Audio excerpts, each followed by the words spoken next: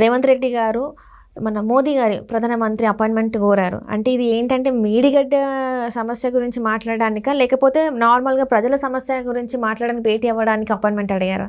అసలు ఒక ప్రధానమంత్రితో సీఎం గారు వెళ్ళేది రాష్ట్ర సమస్యల గురించి. అందులో వేరే ఆలోచనలు ఉండవు. అభివృద్ధి కోసం తెలంగాణకు రావాల్సినటువంటి నిధుల గురించి మాట్లాడతారు తప్పించి మేడిగడ్డ సమస్య ఒకటే. నాట్ ఓన్లీ మేడిగడ్డ సమస్య, ఎందుకంటే ఇప్పటి వరకు కూడా బీజేపీనే అధికారంలో ఉంది. ప్రతి వేదిక మీద బీజేపీ ఏం చెప్పిపోతుంది, కాళేశ్వరం అవినీతితో కూడుకున్నటువంటి ప్రాజెక్టు ఏటీఎం అయింది, దీన్ని ఏటీఎంని స్వైప్ చేసుకుంటున్నాడు కేసీఆర్ అవసరం ఉన్నప్పుడల్లా. దీని మీద మాకు పూర్తిగా ఆధారాలు ఉన్నాయి, మేము కేసీఆర్ని అరెస్ట్ చేస్తాం, బొక్కలో దోస్తాం, అది ఇదని మస్తు చెప్పారు. చేయలేదు. కానీ మేము వచ్చి 8 రోజులైంది. దాని మీద విచారణకు ఒక కమిటీనే వేసినాం. కాబట్టి దాని మీద మీరు ఎంతవరకు సహకరిస్తారు అనే విషయంలో అడగడానికి వెళ్తారు.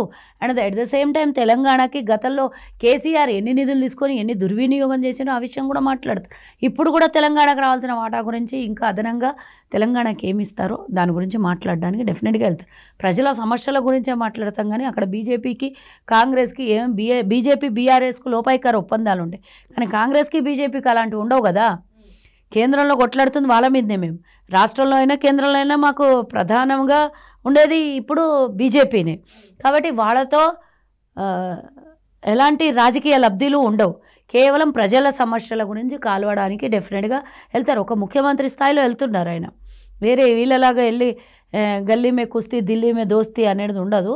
డెఫినెట్గా తెలంగాణ సమస్యల మీద మాట్లాడడానికి వెళ్తారు. మేడిగడ్డ అనేది నార్మల్ ఇష్యూ కాదు. నిన్న రివ్యూ జరిగింది మేడిగడ్డ ఇష్యూలో.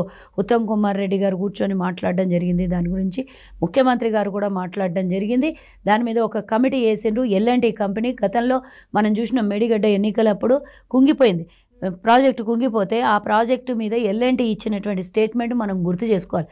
ఇది కంపెనీ దీని మీద అంటే ఇన్సూరెన్స్ ఉంది, దీని మీద ఏమంటారు అది గ్యారంటీ ఉంది, కాబట్టి మేము దీనికి మళ్ళీ రీకన్స్ట్రక్షన్ చేసిస్తాము అని అన్నారు. ఇప్పుడు ఇమీడియట్గా ప్రభుత్వం చేంజ్ అవ్వగానే వాళ్ళు ఇచ్చినటువంటి సమాధానం ఏంటి, మాకు దీనికి ఎలాంటి సంబంధం లేదు, మళ్ళీ ఇంకో 500 కోట్లు ఇవ్వండి, మేము మళ్ళీ మొత్తం తీసేసి కట్టిస్తాము అంటారు. 500 కోట్లు ఎల్ఎన్టీకి ఇచ్చేది మాకేం అవసరం ఉంటుంది? అయినా ఎక్కడి నుంచి తేవాలి ఈ డబ్బు? ఆల్రెడీ 1,40,000 కోట్ల రూపాయలు దాని మీద మేడిగడ్డ మీద పోసిండు. ఎన్ని ఎకరాలకు నీళ్ళు అందుతున్నాయో తెలియదు, కానీ ఎకరాకి 25,000 రూపాయల నష్టం మాత్రం జరుగుతుంది. మరి ఈ నష్టాన్ని ప్రభుత్వం భరించాలన్నా ప్రజలు భరించాలన్నా? ప్రజలు ఏ రూపంలో భరిస్తారు? అయితే ప్రభుత్వం ఎందుకు భరించాలి? ఏ రూపంలో కూడా భరించలేనటువంటి ఈ ప్రాజెక్టు వల్ల వచ్చినటువంటి నష్టాన్ని ఈరోజు మళ్ళీ 500 కోట్లు పెట్టాలి అంటే ఏ రకంగా పెడతాం మనం? వాళ్ళు ఎందుకు మాట మార్చారు, ఎందుకు మార్చాల్సి వచ్చింది? దీని మీద పూర్తిగా వివరాలు కావాలి అని సీరియస్గా దీనికి సంబంధించినటువంటి ఇరిగేషన్ డిపార్ట్మెంట్ మంత్రి గారు కూర్చొని నిన్న మాట్లాడడం జరిగింది. ఎలాంటి వాళ్ళని అందరినీ అధికారులను పిలిచి కూర్చోబెట్టి మాట్లాడడం జరిగింది. కాబట్టి డెఫినెట్గా దీనికి సొల్యూషన్ రావాలి. లేదు అంటే దాని మీద యాక్షన్ తీసుకోవడం తప్పనిసరి జరుగుతుంది. మీరు ఆయన చెప్పినట్టే కట్టినాము, ఆయన చెప్పినట్టే చేసినాము అని చెప్తారు. ఆయన చెప్తే మీరు చేయమని మానుకోవాలి. కాంట్రాక్ట్ ఎందుకు తీసుకోవాలి? మీకు తెలుసు కదా అది నాణ్యమైనది కాదు అన్నప్పుడు. మీకు ఇంత పెద్ద రెప్యుటేటెడ్ కంపెనీ, అసలు వరల్డ్ వైడ్గా ఎల్ఎన్టీ అనేది ఒక రెప్యుటేటెడ్ కంపెనీ. ఆ రెప్యుటేటెడ్ కంపెనీ ఈరోజు ఒక రాష్ట్రంలో ప్రజలు తిరిగేది ప్రజా సొమ్ముని, ఇదేమి ఒక సిమెంట్ ఫ్యాక్టరీ కట్టింది కాదు ఎల్ఎన్టీ వాళ్ళు. ఒక యజమానికి వచ్చే నష్టం కాదు. ఈరోజు ప్రభుత్వాన్ని నష్టం జరిగితే ప్రజలు నష్టపోతారు. దాని మీద నడిచేటప్పుడు, దాని మీద వాహనాలు వెళ్ళేటప్పుడు ఈ విధమైనటువంటి నష్టం జరిగితే కుటుంబాలు నష్టమైపోతాయి, ప్రాణ నష్టం జరుగుతుంది. ఈ విధమైనటువంటి నష్టాన్ని ప్రభుత్వం ఎందుకు చేయాలి? ఈ ప్రభుత్వం ఇచ్చినటువంటి కాంట్రాక్ట్ మీరు ఎందుకు తీసుకోవాలి? నాణ్యమైనటువంటి ఎందుకు కట్టడం జరగలేదు, ఎందుకు కన్స్ట్రక్షన్ జరగలేదు? డెఫినెట్గా అడుగుతారు. దాని మీద ఆరాలు తీస్తారు. డెఫినెట్గా దాని మొత్తం అదేమంటారు చూడండి, తీగ లాగితే పేగులు బయటకు వచ్చినట్టు డెఫినెట్గా దీని మీద రివ్యూ జరగాల్సిందే.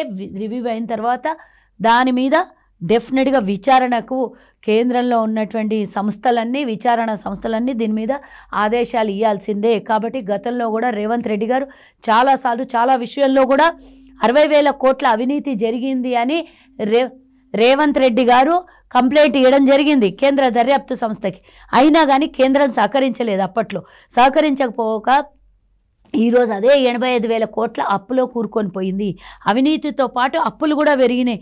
ఆరాడే కేంద్ర ప్రభుత్వం సహకరించి కేంద్రంలో మీరు అనొచ్చు దర్యాప్తు సంస్థలకి కేంద్ర ప్రభుత్వానికి ఏం సంబంధం అంటే డెఫినెట్గా ఉంటుంది.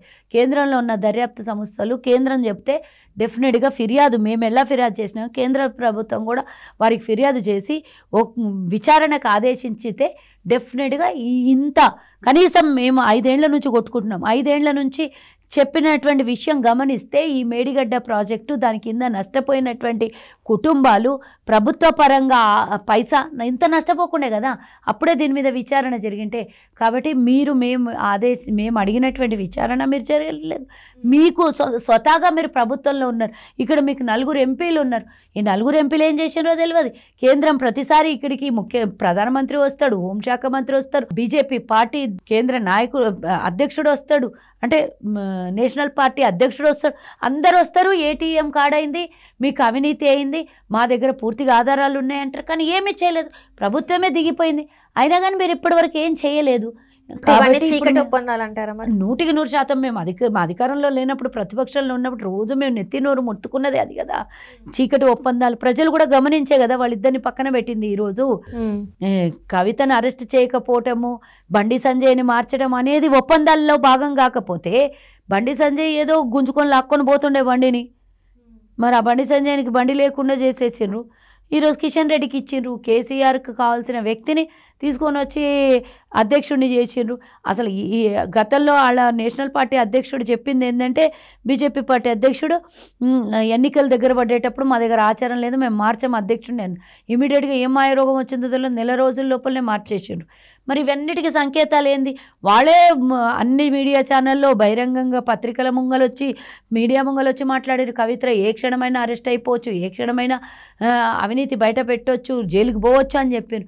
కానీ జైలు లేదు, విచారణ చేయలేదు, అది అరెస్టులు లేవు, ఏం లేవు. దీని వెనకాల కోణం ఏందో ప్రజలు గమనించలేదా? మేము స్టార్టింగ్లో చెప్తే ప్రజలు మేము నమ్మించే ప్రయత్నం చేసినా అబద్ధాలని కప్పిపుచ్చినారు. అబద్ధాలు కప్పిపుచ్చినా కూడా ప్రజలు వివేకులు కొట్లాడి తెచ్చుకున్న తెలంగాణలో ఆ మాత్రం లేదా? ధైర్యం సాహసం ఉన్నటువంటి ఉద్యమ పోరుగడ్డ తెలంగాణ, ఆ మాత్రం తెలివి లేదా? మీరు ఏం చేస్తున్నారో గమనించకపోయినంత. కాబట్టి సమయం వచ్చినప్పుడు అదను చూసి మేము ఏ ఓటేస్తే మీరు ఆ సీట్లో కూర్చున్నారు, మళ్ళీ తిరిగి ఆ గద్దె దింపడానికి మేమే కారకులం అవుతామని ప్రజలు ఈరోజు నిర్ణయించి మీకు గద్దె దింపారు, కాంగ్రెస్కి అధికారం ఇచ్చిండ్రు. కాబట్టి 2 పార్టీలు వేరు కావు, 2 పార్టీలు ఒకటే. కాబట్టి దాని విషయంలో రేవంత్ రెడ్డి గారు కేంద్రాన్ని కలవడంకపోవడం డెఫినెట్గా అది అవసరం. రాష్ట్రం అంటే రాష్ట్రం అభివృద్ధి కోరుకునే ముఖ్యమంత్రి చేయాల్సిన పని, రాష్ట్రానికి కావాల్సినటువంటి నిధుల్ని, రాష్ట్రంలో ఉన్నటువంటి సమస్యల్ని పరిష్కరించడం కోసం వెళ్తారు డెఫినెట్గా, దాంట్లో తప్పేం లేదు. రైట్. అట్లనే ఇప్పుడు ఏంటంటే రేవంత్ రెడ్డి గారు తెలంగాణ నుంచి వెళ్ళి సోనియా గాంధీని పోటీ చేయమని చెప్పేసి అంటే ఆయన అన్నారా? అంటే ఇక్కడ పార్టీ కూడా ఏమంటారు, మేము కూడా కోరుకుంటాం.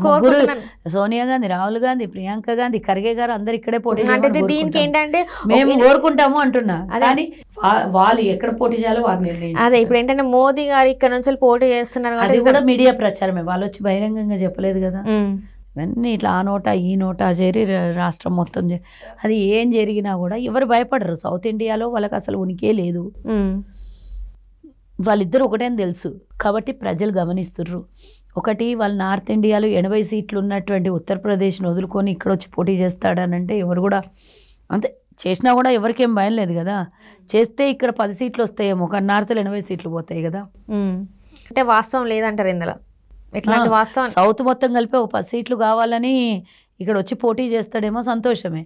కానీ అక్కడ 80 సీట్లు పోతాయి, మాకు ప్లస్ అవుతాయి కదా అవి. రైట్. సో అట్లనే ఇప్పుడు ఏంటంటే బీఆర్ఎస్ నుంచి వెళ్ళి ఒకటమ్మా, మొన్న వచ్చి 30 సభలు పెట్టిండు మోదీ వచ్చి. ఏమైంది? ఊదు గాలిందా, పీర్లు వేసిందా?